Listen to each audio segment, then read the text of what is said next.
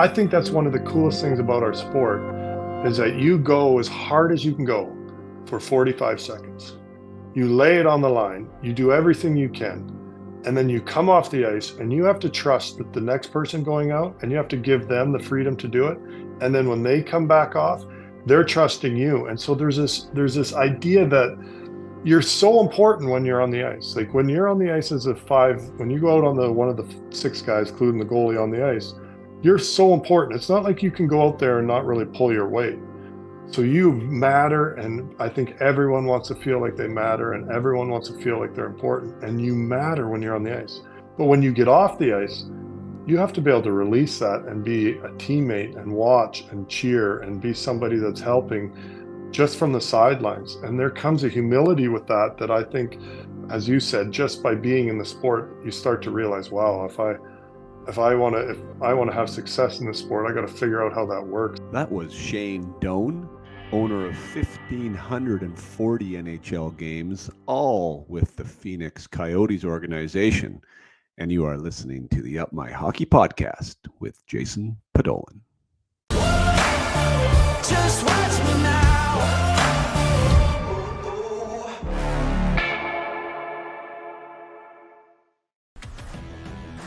Welcome to Up My Hockey with Jason Podollan, where we deconstruct the NHL journey, discuss what it takes to make it, and have a few laughs along the way. I'm your host, Jason Podollan, a 31st overall draft pick who played 41 NHL games, but thought he was destined for 1,000. Learn from my story and those of my guests. This is a hockey podcast about reaching your potential. All right. I think this is episode 122, Donor. But for everyone else, I shouldn't talk to you in first person yet. Welcome to the show, everybody. This is Shane Doan, longtime member of the Arizona Coyotes, and I couldn't be happier to have you. Thanks so much for joining us, Donor. Thanks, Pods. Appreciate it. We will touch briefly, I guess, just on what you're doing now. You are in Toronto. Give us a little bit of lowdown on what life after hockey is like for you right now. Yeah, when I retired from the league, from the NHL playing, I went and worked for the league for 3 years, and I worked for the Coyotes for a couple of years, and then this year I joined the Toronto front office, and just trying to help out. Not really, nothing really specific, just wherever I can help, I try to help, and that's obviously Brad Treliving's incredible. I got to know him, so we were friends, and then the Toronto Maple Leafs. It's a special organization. As you got to experience, and it's one of those things that you get to be part of them in any way. It's always special. Yeah, super cool. Can you give us a little insight into what that actually means, as far as title, role? You know, you're saying you're maybe helping out here and there, but what does that mean exactly? My title's I'm special advisor to the GM, so I get to work directly with kind of Tree quite a bit, and that kind of group of guys, and with the people helping with whatever they kind of need me to do. Right. I've scouted a little bit, watching games, watching a couple out of town teams. I also watch our team and around the players a lot. So I get to be around the players and in the dressing room a lot, and just kind of get a feel for that. That's cool. Do you have a sweet spot? Like, do you have something that really fires you up? I'd probably say be the relationships with the players. That's probably the thing that I value a lot, and I think that's important. And so I think that's probably the biggest for me. It's just the relationship with the players, and the whole organization, the staff that support the players. Getting to know the trainers and the medical guys, and get to know the people that are kind of touching the players on a daily basis. So Right. Those are the guys that I think have such a huge influence on your team and your organization. So it's important. Yeah, and it's one of those things too. Like when I ask about players, and I'm sure you probably do the same thing. Like nobody knows those guys better than the training staff. Exactly. That's and the training staff they're so important, because I always joke they're kind of like your firemen. If there's any little fires in your dressing room, they either put them out or they enhance them. And we're fortunate we got some great ones here, and they always seem to be putting out fires and helping us out. Awesome. Yeah, that's great. All right. Well, I told you before we started that I want to chat with you with the overall topic of being kind of player development. And, you know, you and your 1,540 NHL games, and, you know, all with one franchise, and, you know, this kind of a little bit of a storybook career. Sometimes people forget the start of it. and the start of it, I think, is really cool. And I do want to start. I mean, one, you were part of like one of the most iconic franchises in WHL history and junior hockey history, like that run you guys were on. So maybe just for that aspect, we'll speed past minor hockey and just that culture driven system, what that was about, how that was to be there at 16. And even getting into the points and the goals and assists. I kind of want to go through it all because, I know from a parent perspective now, there's so much emphasis on ice time and, an opportunity and points and what league we should be in. So let's take it back to Shane Doan, 16 years old, stepping into that franchise there at Kamloops Blazers and talk to me about your first year in the WHL. You know what? It was unbelievable to have the opportunity of playing Kamloops was pretty special. I had no idea. I didn't get drafted by them. I mean, I know everyone's always worried about the draft and the WHL draft and what's going on with that. For me personally, I never got drafted. There's a bunch of us that didn't. I played in a really small little community, so no one really got to watch, or there wasn't a lot of people getting to watch us play as much. So I had to getting to Kamloops was completely by accident, and when I got there, I recognized how special it was, the group of people that they have running the organization. With Mr. Brown, who I still refer to as Mr. Brown, he was the general manager, and obviously Don Hay and the coaching staff was incredible. Shacker, or Ed Dempsey, and Coach Banger, they were great. So I was very fortunate to have those guys there. But really, what made it special was the players and the type of individuals that they specifically went after. And I had not. It's the best time of your life to be playing hockey between 16 and 18. I think that's pretty special. Right. Well, no, for sure. But so then I didn't know that part of the story. So you weren't drafted. Were you listed when you showed up at camp, or were you just an invite to camp and made it out of camp? I got listed the year before, or maybe I got listed. They actually were watching Darcy Tucker. They wanted to draft. They drafted Darcy Tucker, and I was a year behind him. Actually, 2 years behind him because of my birthday, and so they ended up because they were watching him. They saw me play a couple times. They figured no one else had seen me play, so they didn't draft me and waited until after the draft. And a couple months later, they called and were like, "Hey, Shane, I think we're going to list you." And so they ended up listing me. It's not like you have a choice.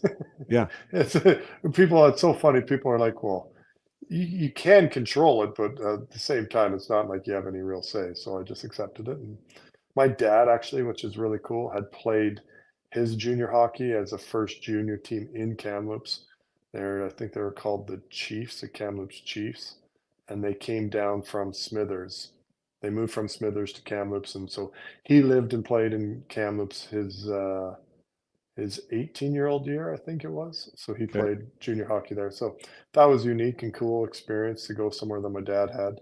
And I didn't know that he'd been there until we got to Kamloops and he told me. So Yeah. it was one of those cool Well, okay. So then you experiences. go. Do you remember what the expectations were rolling into camp as a 16-year-old? Like, were you expected to stay, or was that a little bit of a shock to you?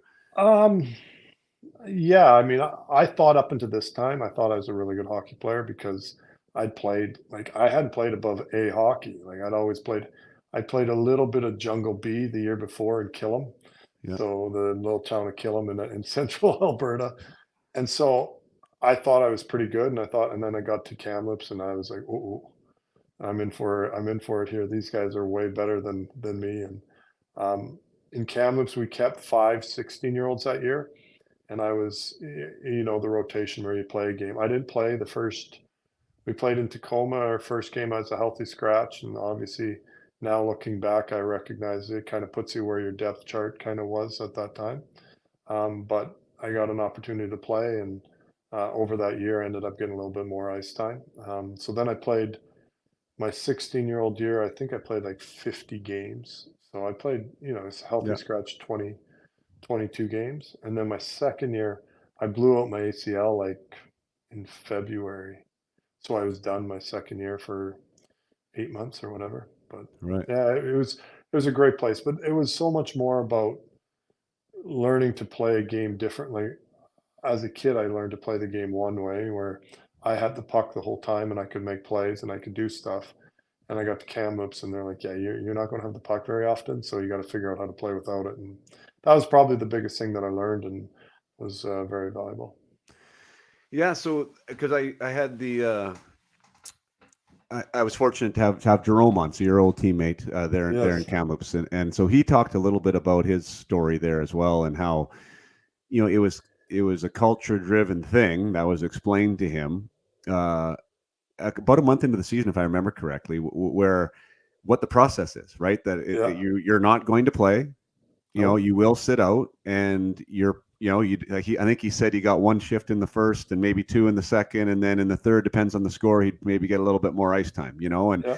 and and was that like, how was that? Because that's a hard thing, right? You said you're a heck of a hockey player coming in there, and now you do recognize you're around some good talent, but now you're in the stands, and now you're not getting ice time. And would you ever second guess like that decision to be there at any point in that year? I Well, I remember I grew up in an incredibly small little town. Like my hometown has 75 people in it. We lived like 7 miles from town on gravel roads. So very kind of sheltered and incredibly fortunate, but very sheltered community. So I get to Kamloops and it's like the big city, supposedly. And compared to Halkirk, it was huge. Oh, one sec, did I lose you? No, I that's all right. lost You're my there. um So I get to Kamloops, it's huge. I questioned Red Deer just got a team. I thought it would have been better for me to go to Red Deer. Not that you have a say in it. So that first year was hard. The only thing that kept me there was a relationship with the guys. We had an incredible group of guys that I became really close with. But yeah, if I was focused on what my hockey was doing at that time, I probably would have. I was frustrated and disappointed, but at the same time, it was fun. We started winning. Second half of the season, we got way better. They traded away one of the guys that I really liked. It was a guy named Brad Hammerbeck at the end of that season. That him and I lived close to each other, and um, that's it's tough when stuff like that happens. Yeah. And as a player, you're always worried about yourself, and I think that was the hardest thing was Kamloops really pushed the whole team thing, the team aspect, and then as you start to realize what it's really worth and what it's Right. all about, then it seemed to get a little easier. But yeah, in the beginning, there is no way around that. It is really hard, and your pride takes a little bit of a beating, and you start to until you realize it's not about you, which it's hockey is that's the biggest sport, I think, in the world, that it's not about you. I mean, you have to go sit on the bench and let someone else play every, 2.5, 3 minutes. And so it's definitely not about you when you're sitting on the bench.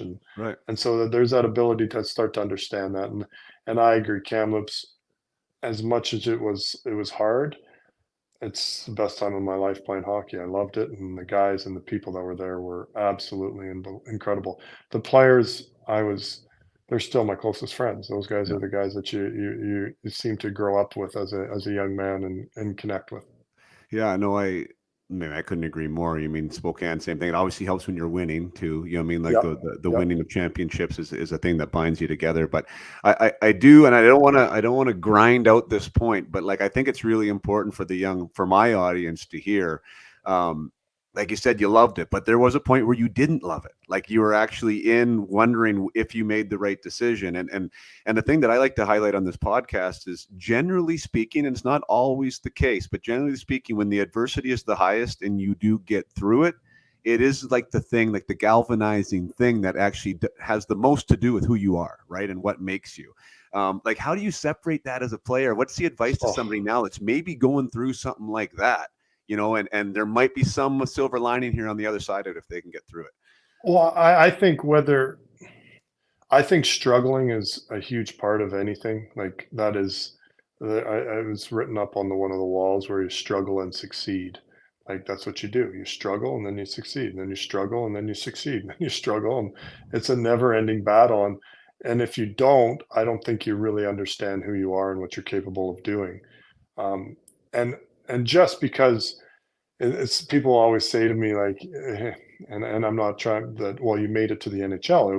It was worth it. I'm like, yeah, but even if I hadn't, it was still worth it. Like even if I hadn't, and lots of times I have I joke I have more losses than anybody in the NHL. I've lost more games than anyone in the history of the NHL. So I've learned to struggle a little bit more, but it's one of those things that I it's it's a badge of honor that as you battle through things and things aren't easy and it's hard and you learn from it, you take that with you forever. Whether or not I figured out, whether I played in the NHL or got a chance to play any more hockey, what Kamloops taught me was character. It's not about me. It's, you know, doing what's best for the group, putting others first, being a team player, doing all those things. That became more my identity than being a hockey player. Like whether or not I played hockey or not, I would have used those in every aspect of my life. I didn't figure that out until I was probably 35, like at the end of my NHL career. But I think that that part, when I started to realize that, and then I look back over my career, whether I'd made it in Kamloops or not, it established a foundation that was really special. And failing isn't a bad thing. Failing is actually a good thing. It shows that you kind of put it on the line and you attempted something. If you never ever fail, then you're never really putting anything on the line, in my opinion. Right. No, man, like so much good stuff there. And, I couldn't agree more. And I think, again, knowing who my audience is, and usually it's, it's young athletes that, want to put a jersey on one day and are trying to make it. And it's the parents of those players too, for the most part. And, and I think one of the reasons why I have a job in what I do right now and helping athletes with their confidence and their mindset is that a lot of them aren't, like, anytime there's, like, you talk about the struggle and then the succeed, like us as parents, like like you don't want to see Johnny fall. You don't want to see him crying. You don't want to see him upset. Right. And so we try and carve this path. And I think it becomes, I heard a term the other day that I thought was great. And it was a bulldozer parent, like that. It's not even a Oh yeah, helicopter. We're just getting the stuff out of the way. You know what I mean? So yeah, it's smooth sailing. And I think if you haven't had the opportunity to go through it, then where does the confidence come from to know that you can? yeah. And when you fail, which we are going to fail. Like that's life. Like that's not a. But if you learn from it, then it's not really that big of a deal. Like I got cut from teams. I had opportunities to play in different spots and it never worked out. And you're always like, well, was that a failure? No, I mean, it wasn't what I wanted, but I'm doing okay and I'm happy and I'm excited about the next challenge that's coming my way. So realistically, I succeeded. And I know that that's you just if you can get through a failure, if you can get through something that knocks you down, and then you're able to get back up and pursue something else and go after something else, then man, you are succeeding. Like you are doing well, and that's the stuff that I think parents are so quick to protect their kids. And it's like, yeah, but life isn't going to protect them. I know Yeah. you're trying to, but there's going to be some awful things that are going to happen Yeah. in life, and that's why as a parent, you sometimes have to let them fall.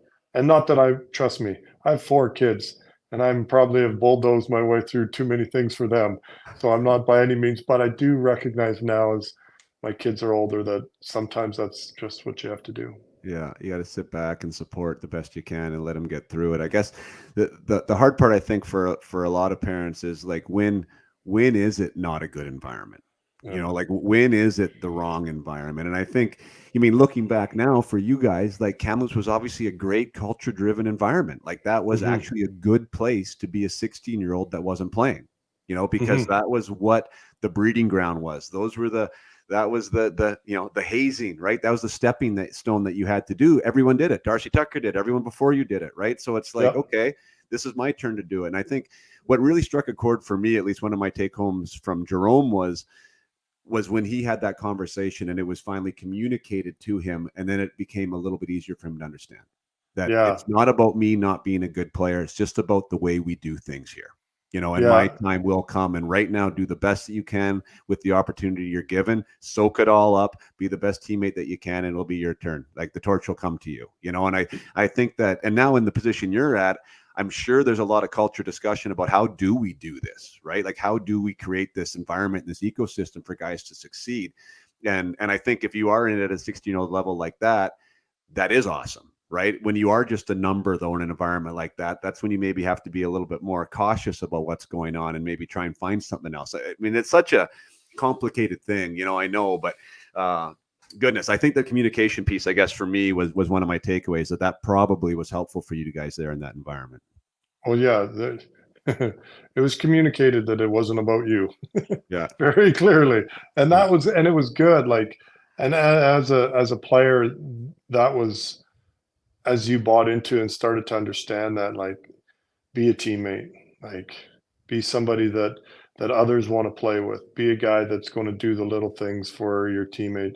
If your job is to drive the middle, then drive the middle. If your job is to be the first guy in the forecheck to force the guy up the wall so someone else gets a puck, then be the first guy, drive the middle and Yeah. force the guy up the wall so your teammate gets a puck. And in Kamloops they did a good job, and I think the players, as much as anybody, like, the group of players, we had Craig Bonner was our captain, who to this day people always ask about they love to ask about who the leaders and captains were that you had when you were playing, and for me, Craig Bonner was one of those guys that always exemplified what I thought a true captain was, where he put everyone ahead of his own personal game, and he always did whatever it was, and had time for a 16-year-old kid that probably was a little bit teary-eyed and worked up about the fact he wasn't playing, Yeah. and that he wasn't at home and was missing his family and and Bones would sit down with you and just walk you through. I thought he did an incredible job of kind of setting the table with that. And then obviously the group of guys that we had there was, we were fortunate to have guys that were good men that cared about us.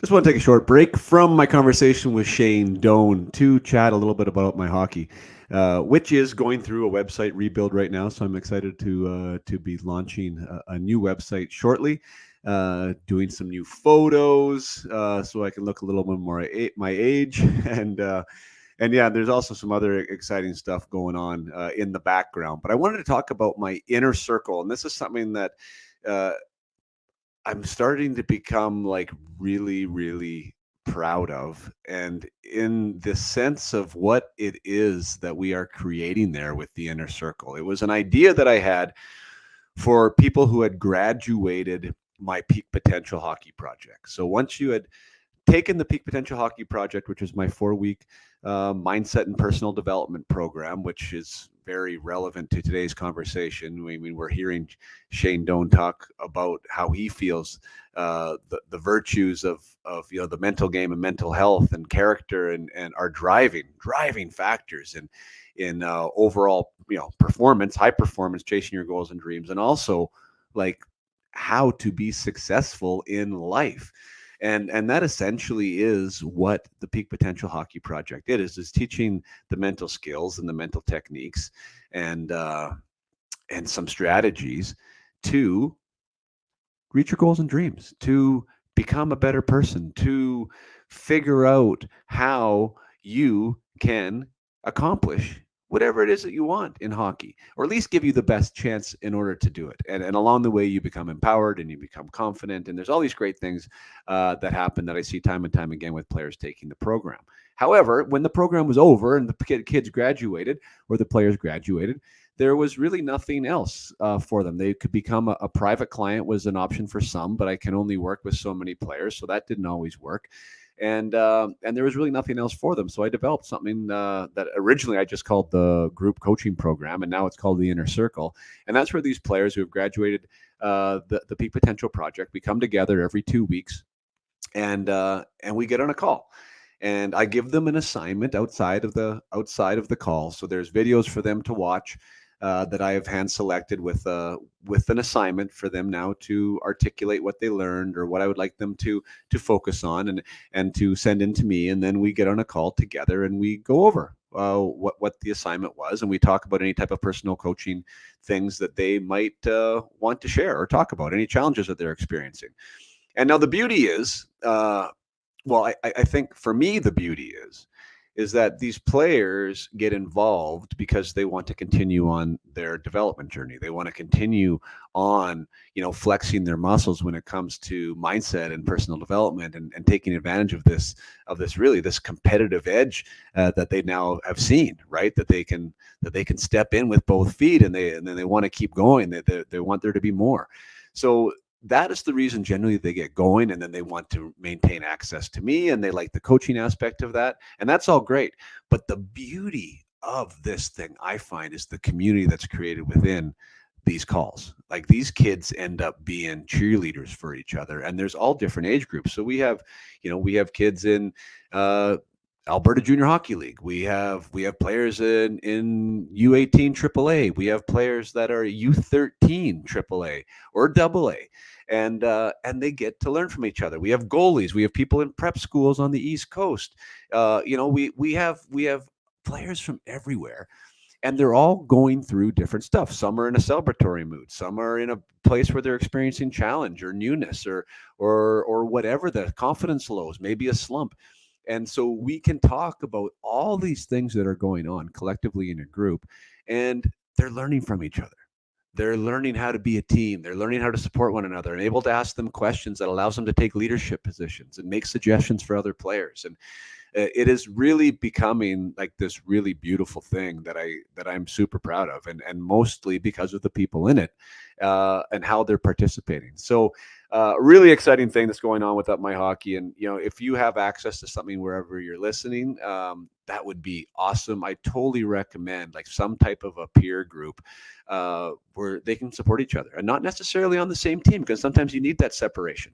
And anyways, we've got something great here at Up My Hockey. I'm really, really thankful for the people who are participating. And if that is something that you think that you might be interested in, I do highly recommend it. The only caveat for me working with me and with my inner circle is that you do have to take the Peak Potential program. That's something that they all have in common. We all have this foundational sort of piece of material that they've taken, so we can build off of that. But it is really exciting to see, and I thought it was an appropriate time to bring it up. One, because of the success that the players are having in there and the feedback that I'm getting from them directly, but also just listening to what Shane Doan is talking about.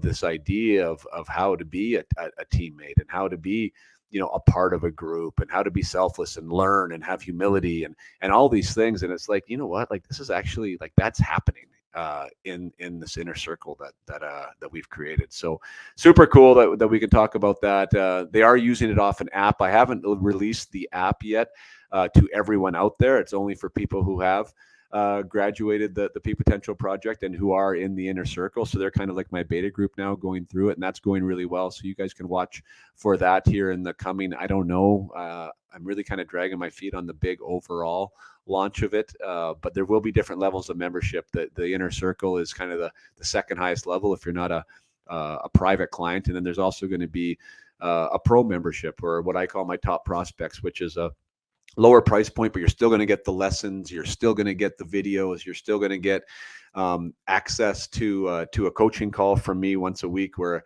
I will be answering questions and doing feedback. So there's going to be lots of exciting stuff happening. And these things are available. Like, I just want everyone to know that it is available, and using hockey, as this, this piece that is so important to all of us. And whether it be our kids that are listening right now, and the players that want to be awesome, or the parents that want to support their dreams, that it's starting to become recognized that this is not a solo journey, that this isn't just about learning how to shoot the puck hard and how to skate hard. It's also about developing as a human. And the more we develop as humans, and the more that we are able to navigate, adversity, challenges. I mean, that's one thing. Also, how to evolve and support each other in an ecosystem that is a team environment like hockey is completely another. And these aren't things that you should just think we should have figured out. That these are things that either you have them or you have not. These are all skill sets that we can improve and we can develop. And again, massively transferable to anything outside of the game as well. So lots of fun stuff there at Up My Hockey, upmyhockey.com. If you want to check out the new website here in the coming weeks, by all means do it. And yeah, I couldn't be prouder of the group. Again, the inner circle is rocking it. And I want to get you back to the conversation with Shane, because I know you're enjoying it as much as I am. So without further ado, let's pop back into the conversation with Shane Doan.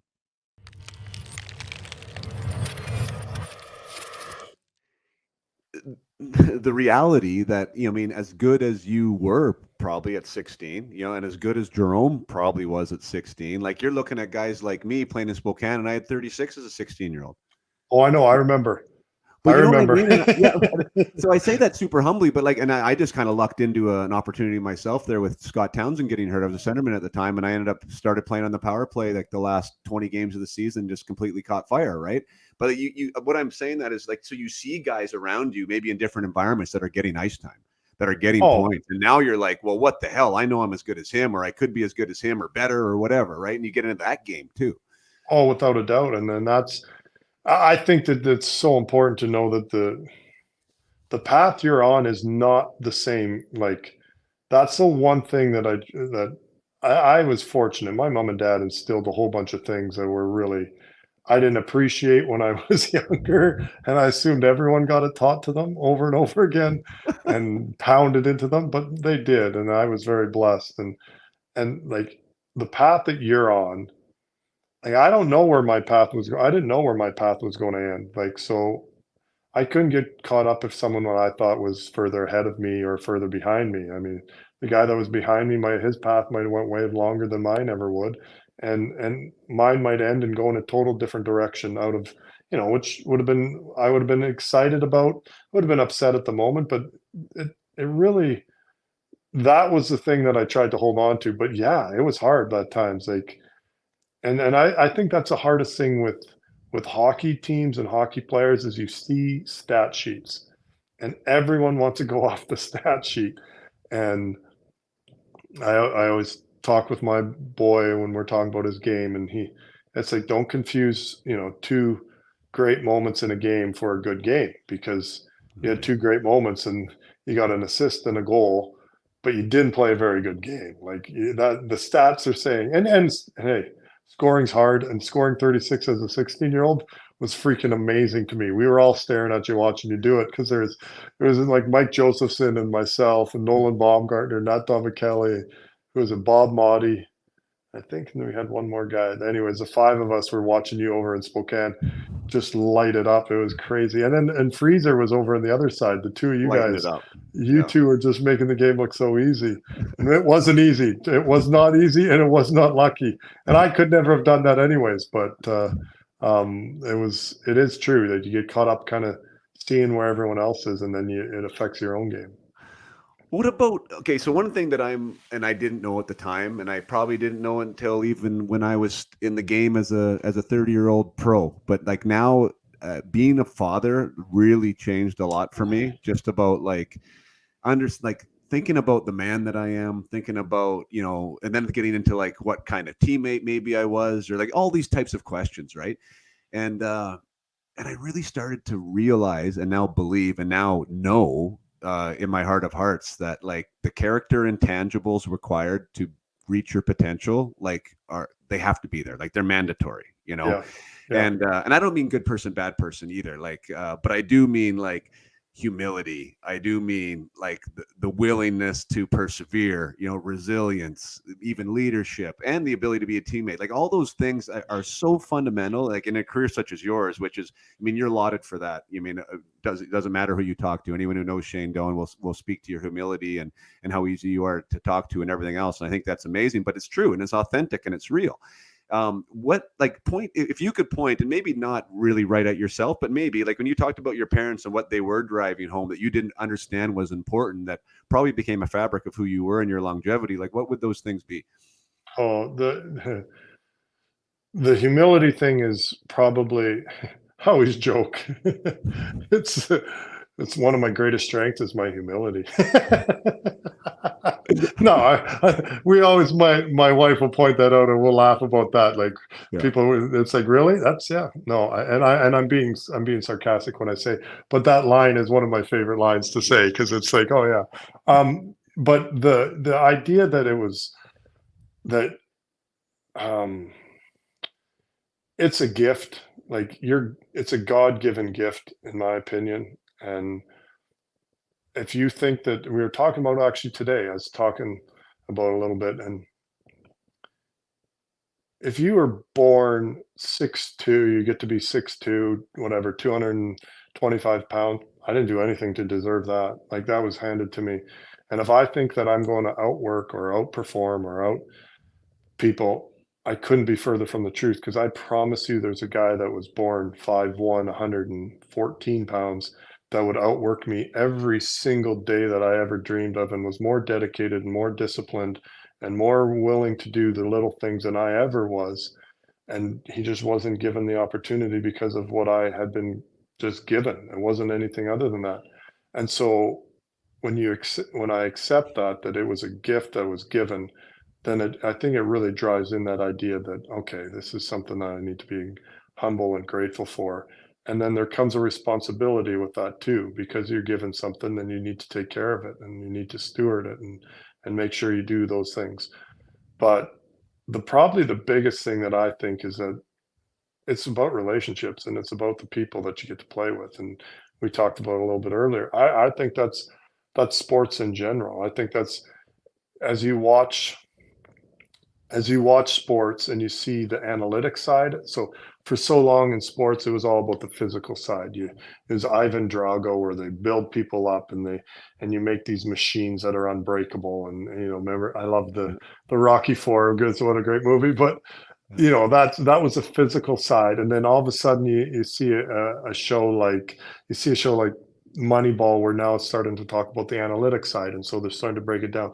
I think the next evolution of sports and everything is going to be the psychological, spiritual, human side. Like the human side of, we got to create these people that the things that you said, that the character comes out in. Because when things go bad, and they're going to go bad in professional sports or sports in general, or competition, it doesn't even have to be sports, things are going to go against you, and you're going to get an unlucky bounce, and things aren't going to go the way that you think they should, because life never ever does. Well, how are you going to handle that? How's your mental capabilities going to handle that?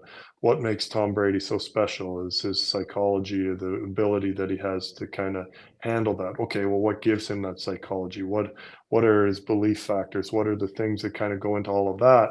And when you start to add that into the people that you're helping, as you talk to young people, it matters. Like the character matters. Like you learning to do the things right, it matters. Yeah. And anyways, that's kind of a long way around of saying, like, that's what my parents would force. It was there. My dad was always big on a few different things, but it was do justly, love mercy, and walk humbly. Like those are three things that you do what's right. You're thankful for what you're given and the mercy that has been shown to you, and then walk humbly because of it. So Yeah. those are things that I think if you can get those things in your life, you're going to enjoy and have way more success, Yeah. whether it's hockey or anything. But 100%. And that, I mean, geez, that was so well said. I mean, and it's one of the things that why I'm so passionate about what I do now is for the reason that you just ended with, is like, not only does I say better, one of my quotes is, for my tagline is, better humans make better hockey players. Yep. And so, like, if I can do anything there, I mean, and again, as humbly as possible, but to help, like, with guide and understand what these intangibles are. I mean, not only allow you to practice better and develop quicker, but be a better teammate and to, build these relationships with coaches or people around you that are going to now support you in this journey. Like that helps you wherever, right? Does. Yes, it's going to help you with your dream of being a hockey player, but we all know how hard that is. Like we all know how hard that is, right?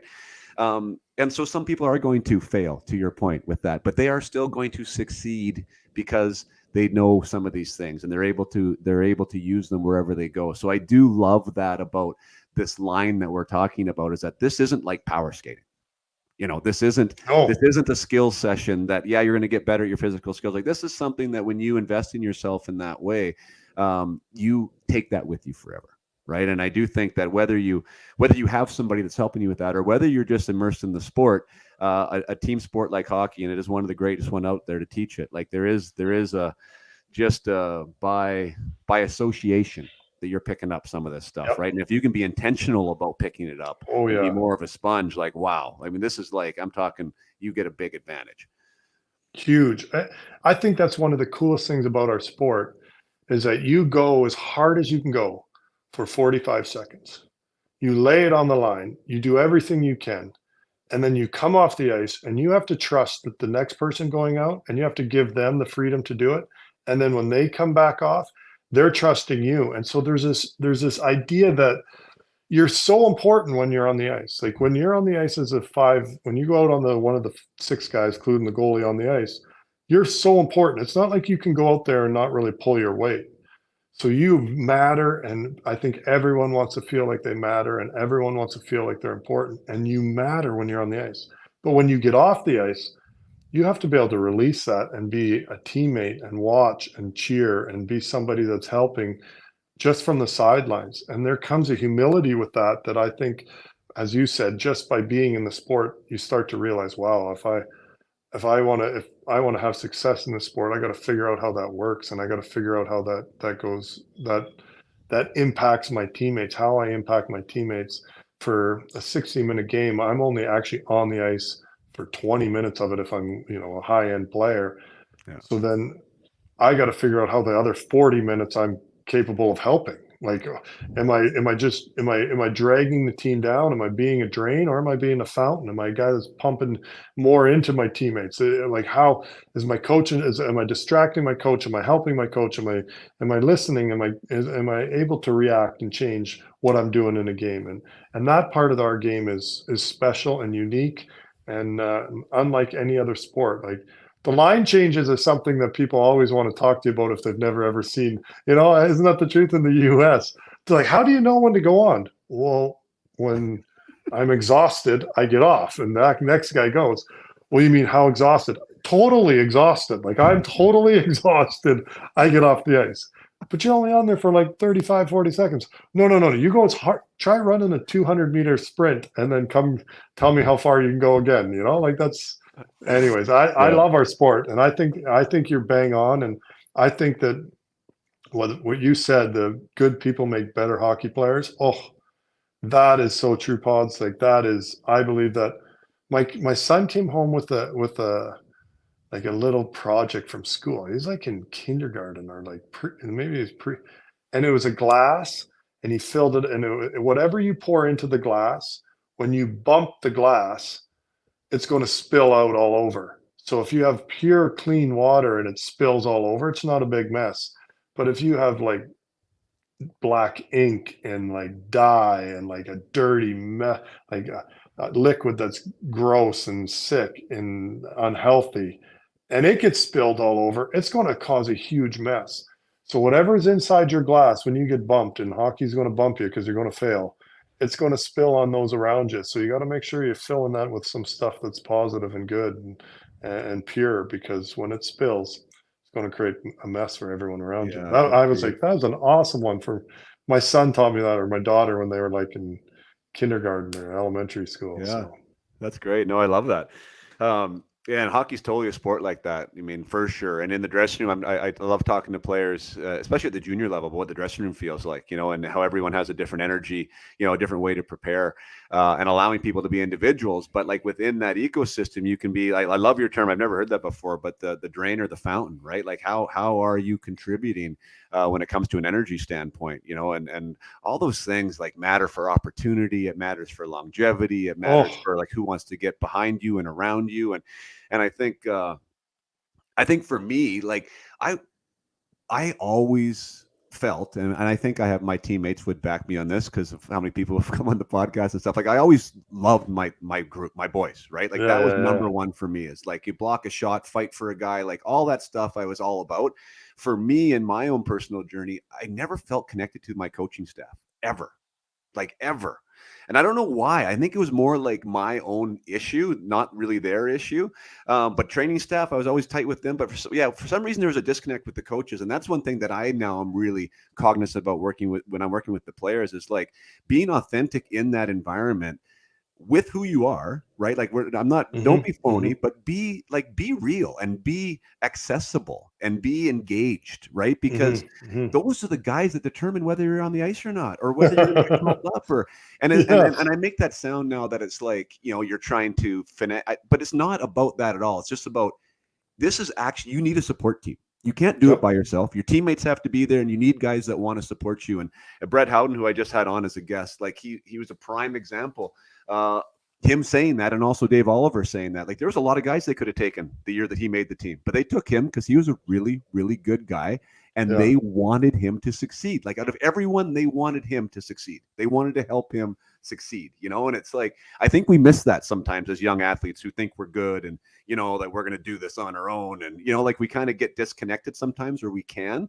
But that was, for me personally, one of the biggest lessons is like, allow people to help you. Did you ever have an issue? Like, how were you with that? Like, and those relationships?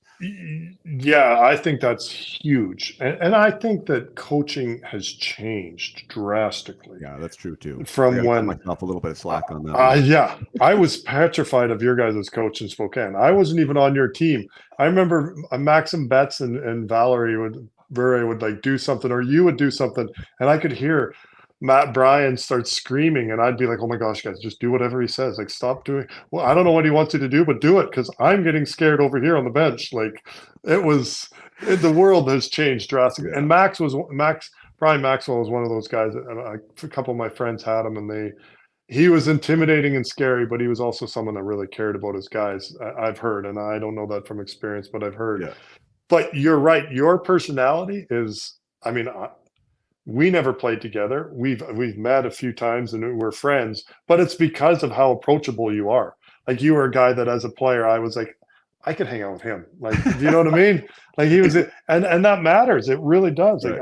Like, and I agree 100%. I think of all the guys in my career that were better than me that never got the same chance that I got, because there's an element of, okay, it's not about me. I'm going to do whatever I can to help the room be better. And I think that the coaches ended up liking that if it was authentic. Like, it's not like you can scheme your way to it. I think it has to become kind of, okay, I'm going to do the right thing, whether it works or not this time, because it's the right thing to do. And sometimes it doesn't. There's coaches that weren't as big of fans of me because of the personality at the time wasn't exactly the personality that they deemed a hockey player. I got told over and over that that I wasn't mean enough or whatever when I was, which I found funny, but at the same time, it was one of those things that, coaches didn't like you to be smiling and happy when you didn't have a bunch of goals, but that's who I was. Like, I wasn't going to change who I was. It wasn't going to dictate my personality, but I was fortunate that it did help me. And there's, and hey, you're not going to get along with everyone. I got some friends that I'm really, really close with, and I got some other people that have came and went through my life that I'm not as close with, and that doesn't make them better or worse than my friends. It just means that our personalities didn't mix. But you have to be one of the guys that are willing to at least make an effort and show that, hey, I understand you're the authority figure. I'm going to have to honor and respect you and show you the respect that you deserve in that position. And if my game fits what you want, great. And if it doesn't, that's just one person's opinion. Like, that was a part that was hard to get over for a long time for me, because I tend to be trying to want to be a people pleaser. And if someone doesn't like it, it's not because that they didn't not like me. They just didn't like my game. Like, my game wasn't what they wanted. They wanted someone that was fast and could score goals. Well, I probably wasn't your guy. If you wanted someone that could play, somewhat physical and somewhat, get to the net once in a while and do stuff like that, then I could be someone you could work with. But it was one of those things that it's hard with coaches sometimes. There you go again, your greatest skill, Mr. 402 goals that say you couldn't score goals. Yeah, 402 goals in the most games ever. 1,500 games, got 400 goals. Great job. So if you play 1,500 games, you should have more than 400 goals. I know that.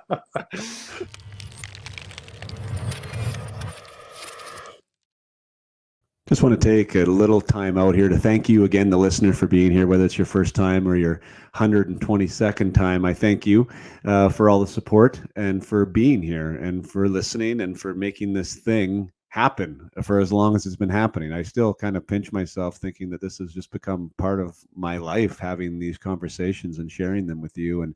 And the evolution of that has been super interesting. And to have the likes of Patrick Marleau and Shane Doan, and to have conversations that matter to me and obviously matter to you too, in a space that's free, right? Like, that I can give back to a game that's given me so much, and that is really what we're trying to do here with the development aspect and the lessons and the inner workings and the struggles of all my guests, and trying to share what's really going on. What's the real secret sauce, and what is really going to support athletes in their journey, and hopefully you are getting some of those. I know they're there if you want to listen to them, and I think that's one of the things when I talk to my clients, like, what are you listening for, and what questions are you asking? Because that matters, right? There is information all around us. We're bombarded with things daily, and we need to have a filter.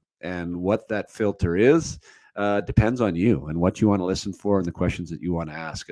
I say that our brain is an information machine, and it will find you answers, but you have to ask it the questions that you want answers to. Not what's wrong, but how about what's right, or what can I learn from this, or how does this apply to me? How can this piece of information make me better? And when you start asking questions like that, wow, the world can really open up. And I believe that hopefully the majority of these episodes are allowing players and parents to do that and to hear that. And so thank you for listening. Thank you for being here. And also thank you for sharing your stories and your reviews on whatever platform you listen to. I know I've done a shout out the last few times for people who have taken the time to review the podcast, and I promised that I would read some of them, and today I'm choosing to read from, I think I know who this is, but it's a Soyuz fan is the handle, and it's 5 stars, and it goes like this. It says, a must listen for anyone pursuing their dream.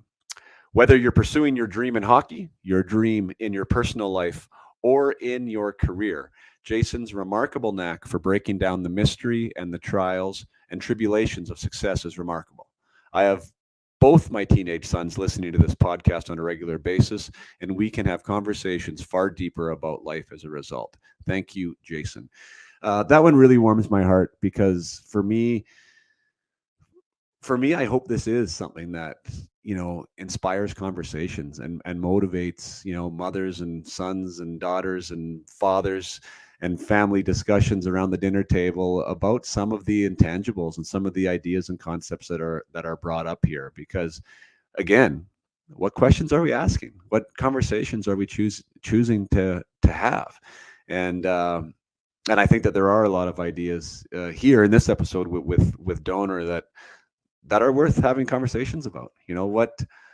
One of the things, and I will share a little coaching thing here when I'm working with players, and it's part of my peak potential project, but it is we have these goals and dreams, and oftentimes we break these things down into physical skills, right? Things that either we're really good at and we're going to improve, or maybe things that we identify as a weakness and might hold us back. And these are things that as parents and as players, like, we invest in. We invest in our strength, or we invest in our conditioning, or we invest in our power skating, or our edge work, or maybe equipment even that's going to support some of these things. But one of the questions I ask in week 2 of my program is, what personal intangibles are holding you back or may hold you back? Where's the gap in your character, or in your humanity, or in your ability to be a teammate that might be an obstacle for you? And when we start thinking like that, again, asking the types of questions that maybe we haven't asked before, now we get kind of brand new answers. And when we recognize that, hey, maybe I'm not a supportive enough teammate in the locker room, now we can have an intention about what that can look like for us. Even the next day when we show up at the rink, how am I going to be a better teammate? How am I going to be more supportive? What's a way that I can step forward with this skill to become more valuable to my team?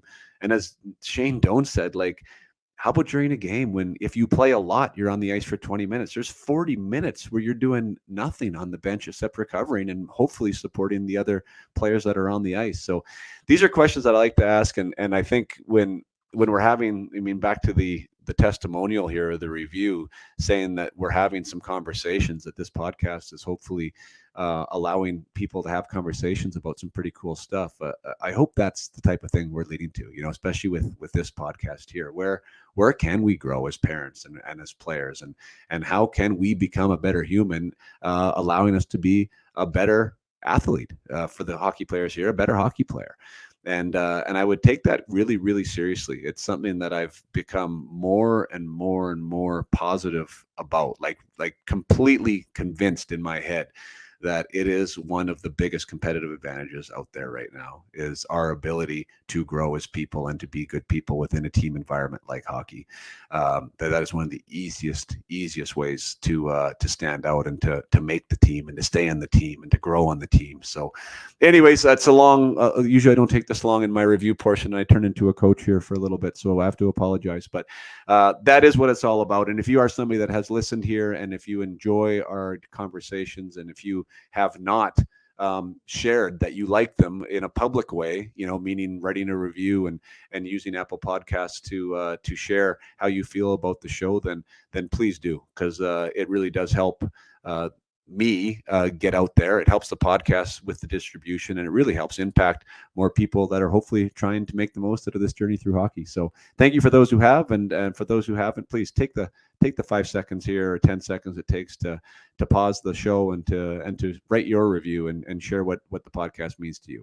So thanks so much for listening. Let's get back to the podcast with Shane Doan.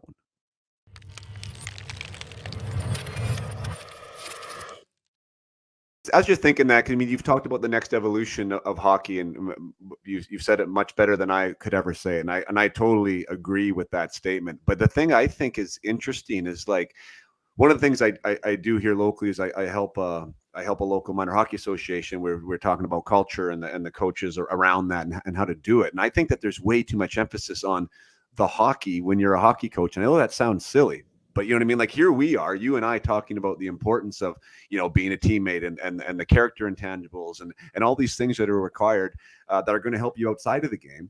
Yet we have these hockey coaches that are all focused on, breakout and the skills and the inside edges. Like, how do we do that in hockey and really build great people? Like, do you have any type of strategy with that? Like, a message to any coaches out there, to how do you incorporate that into a yearly plan to really build good humans? Well, yeah, for me, I think, like, and it's so funny because every one of those coaches will point out, I don't think the chances of any of you making it are so remote. We're out here to have fun. We're out here to develop you. We're out here to make you a better person. All right. And now for the next 9 months that I'm with you, I'm only going to talk to you about forecheck and backcheck and this stuff. And it's like, man, you have opportunities to be open and honest about, I think, just recognizing what you just said, that we could make better. We have the ability to influence people's lives in such a better way than just the hockey. And yet I love hockey. Like, I think it's a tool that people can use to better their lives and to learn so much. And anyone that doesn't think that, or doesn't understand sports and doesn't understand human nature, and I think the realities of life are that we have to find ways to, as a coach, get to know the kids. Like, get to know them. Like, get to know who their brothers are, their sisters are, who their parents are, who their grandparents are. Understand what they like and don't like. Some of the kids are there just because their parents are forcing them to be there. That's the only reason they're there, is that they think they had to, or their brother played, or whatever. Yeah. But if you engage them as a person, and engage them as a young person, and they start to understand that they matter to you, not only will they become better hockey players, but they'll learn so much more, and you'll have an opportunity to have an influence on making people better. And what you're doing, Pods, is so cool, because it is so needed, especially now when you start to hear about the mental side and the mental health of young people is so important. And hockey should be an opportunity where that grows, and it gives them strength, where they're going to fail. Yeah. They're going to fail at hockey. You're going to get beat. You're going to lose. There's going to be times when you lost the game because of you. When is there a better example of showing a kid how you handle that and how you deal with that? in an environment that doesn't mean anything. It doesn't mean anything if you lose a game 4-3 and you lose the game. Like realistically, it means nothing. Yeah. Except for it's an opportunity to teach them like, hey, it's okay. Like this is what happened. This is maybe why we practice. This is why we do all of these things so that when we're in this environment, we have the ability to make the right play. But you're going to learn, you're going to get better, you're going to get stronger. And guess what? 2 years from now, you're going to be a better hockey player because of this mistake and because of what just happened. And so you're going to see this development and you're going to see this mental growth. And when you have that, the dopamines that are produced when you see growth in yourself, Yeah. it changes people. It makes people better. And that's what I agree. Like, this is so cool that you're doing this. And I get so sorry, I get excited about it because it matters. It matters way more than the game itself. Yeah. The game is fun. We love to play it because it's fun. And I'm addicted to it because I enjoy having fun and I love it. Yeah. But it doesn't really matter that much. Yeah, the intrinsic, isn't that, I mean, I love you saying that when you, and for me, that's like, that's when my eyes get all shiny, is like when they believe that what they've done has made a difference. Oh, like that's that's all I want from anyone that I work with, is like that to me, that's empowerment and that's confidence, like right there, like that I have a choice in how I do business that's going to affect the results that I get. And I think that that's, when an athlete gets that and they understand the different ways that they can influence at their own development and their own growth, is well, there's a lot of momentum behind that. You know, and I agree. And that's the part that's what we're called to do, I think, as adults now. Like we're now in a position where we've experienced more in life than the kids that we're coaching. So let's help them to understand what's the best way and the path to getting the most out of it. Like and it's not by giving them what they want all the time. Like I'm not saying that. Like that's actually the exact opposite of what we should be doing. Yeah. They work for it, battle for it, fight for it. And then when you get it, it's worth that much more. But if it's handed to you before you've earned it, you don't value it. And so that's why and there's no lesson there. No, none. There's no lesson there. The you mentioned about the losses and like the, you know, whatever, the falls, like the one thing, and definitely use it if you want to, but like I love saying to everybody is like, what happens next? Yeah. Like, I think that's the defining moment. It's not, you're going to screw up. I promise you. Somebody loses the opening faceoff, you know, every night, right? Like, what happens next? I like that. Right? Like, what happens next? You know, like, what happens after that loss? How do you guys interact as teammates? How do you interact with the individual that maybe made the mistake? Like, what happens next when you miss on the whatever that is, right? And I think when athletes start thinking about that too, is like, because that's really like, what type of person and / player am I? You know, am I a second, third effort guy? Am I somebody that's not going to sit in the bench pouting? Am I going to help my teammate? And when we can respond to that, well, what happens next? I know what happens next. You know, like this is how I'm going to respond, or at least how I want to strive to respond. And even identifying what that is, now you can make steps to become that person, because there is decisions in those moments that sometimes we're not aware of. So I really like kind of talking about that. And Donor, like, my goodness, here we are. I got to let you go because I know that you got to go. But if you can, if you said that, because I just saw the time. I'm like, oh yeah, I better go. I'd love to. I enjoy this. I want to say this before, and I hope I get you back. Like, Shane Doan played in the NHL for 2 years, and then was in the minors for a half a season. Which we didn't even get a chance to talk about that, because there's a lot of psychology going on in that. So we have that. Plus, he has a son that was maybe we'll call him a late bloomer, but didn't get drafted the first year. Came back, got drafted the second year, and it looks like he has a going career. So there's lots of stuff I think that we can still sink our teeth into if you're willing to come back for us one day. I definitely will, because this is my passion.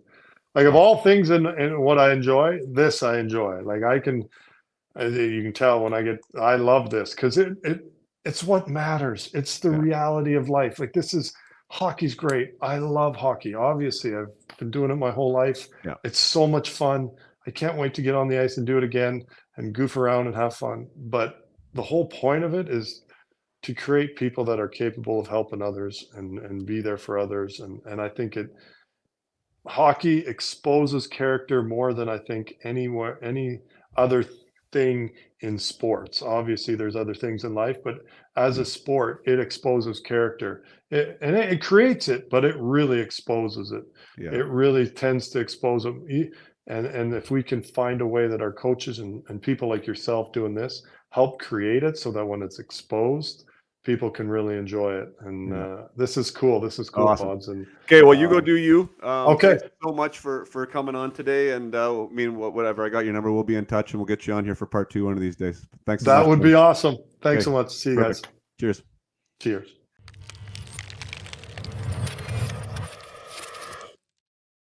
All right. Thank you so much for being here for that conversation with Shane Doan. I have to remind you that that was part 1. Shane is a man of his word. You don't get to be a leader of an NHL team and wear the C on your chest and win the awards that he won when it comes to leadership if you're not authentic with your with what you say. I'm sure what he says is what he does. So I will hold him to it on behalf of you all who want to listen to part 2 of that conversation. I really do want to know how Shane, how he handled that as a young man, 20-year-old, going to the minors and riding the bus in Springfield and maybe not knowing, if he was going back or if he deemed himself as a failure for having to go there, and what type of mental gymnastics he had to do to overcome that. So really excited about continuing that conversation. I also want to talk to him about being a hockey dad and the support of his son on his journey, and maybe some trials and pitfalls and lessons that he can share with that. And definitely lots of good things to come with that interview. But for those of you who were here for this one, I know there was a ton of gold there. Again, it can't be, I don't think it can be understated, the importance of allowing other people to influence our kids. We didn't really get into that on a direct line basis, but from what Shane was talking about, like the influence in Kamloops. So he's there as a 16-year-old away from his mother and father who instilled these values in him, which were immensely valuable to him. He didn't recognize them at the time. He didn't even really know what they were. He, as he joked, he's like, I just assumed everybody, got the same type of lectures that I was getting. But so he shows up right in Kamloops as a 16-year-old, and now he's surrounded by a group of his peers, many of which who are older, and a coaching staff that preaches a similar type of message and grows his own character and grows his own understanding of his place in the game and his place on a team, and nurtures that even more. And now he becomes and he blossoms into this leader, and he is able to now recognize his place and status on a team and to support others, and what that influence has on other people. And I guess the lesson for me is that sometimes we need to let go. Right. So as a mother or as a father, and I mean, that's something that I take very, very seriously, is, the influence I have on my own children and the messaging that they get from me and the example they get from me. But they also need to have other people in their lives that can contribute, can contribute to their story, that can support their story, that can be examples for them. And I think sometimes we can hold a little bit too tight, and we can be a little bit protective of who we let in, and definitely we should be protective, but sometimes it's to a fault. And I think that there is things that we can be learning, whether it's your current coaches or whatever those people are in your environment, or even going to seek out somebody that can be a voice of leadership or a voice of advice and support. I think it's super, super valuable.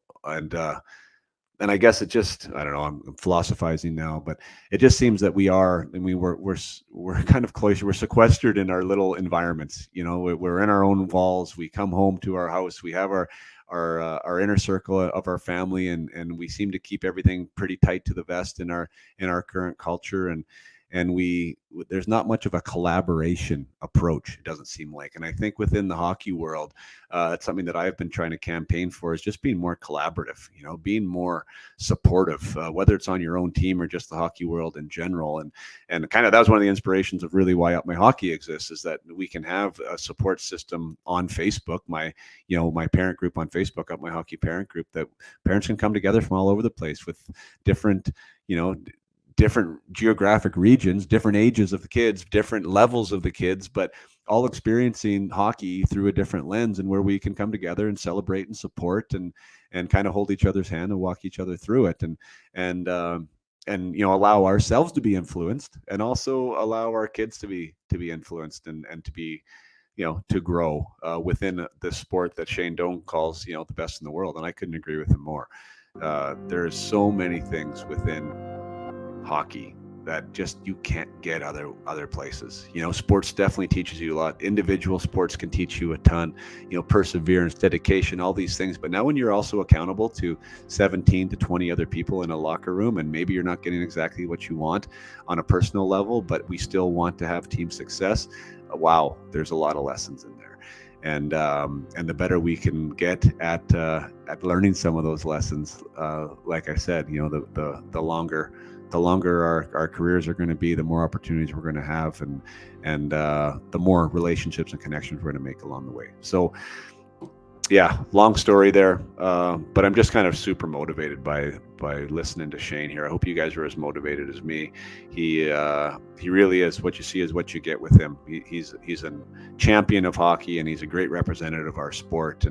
And I love what he had to say there, and hopefully you learned as many lessons as I did along the way. So I guess that's all I got for you. I can't wait for part 2. I know you're with me, but until next time, play hard and keep your head up.